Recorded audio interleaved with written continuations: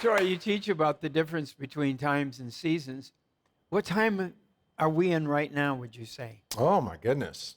Well, so it depends on a couple of different things. It depends on what lens you're looking at as far as what are we talking about. When it comes to the world timeline, there's about beginning at the fall of Adam, not at the creation of Adam, which is very important because we don't know when that was, but we know when the fall was, and that's when he entered into time. Because Jesus said, in the day that you eat of the tree of knowledge of good and evil, you shall surely die. And then he died 930 years later, and a day is to the Lord is 1,000 years. So he died on the first day.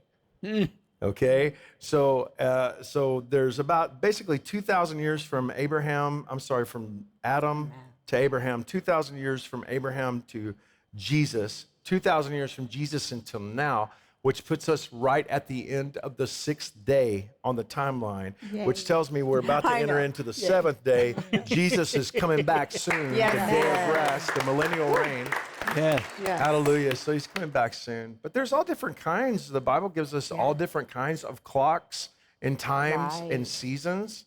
And as we were just talking about in this, in that video that comes from the TV show, there are timelines which tend to be linear, and timelines are always about it's always about an epic event. So we know that there are times and seasons. So that there's the time we got married. Right. Yeah. Then there's the time we had babies and they were in the house. Then all our babies grew up and they moved out of the house. So now we're in a different time, right? Which, by the way, that was a happy day for me. It wasn't for her. Until I had grandbabies. Yes, and then we're like, good. now move them all back in. Yeah. We're like, move them all back in now. Yeah. But those are timelines, as opposed to time seasons, or as the Bible calls moedims. They work in circles, and they're meant to be predicted. Ecclesiastes chapter 3 gives us 28 times and seasons, beginning with there's a time to be born, and then 28 later, it says a time of peace. Psalms 37:37.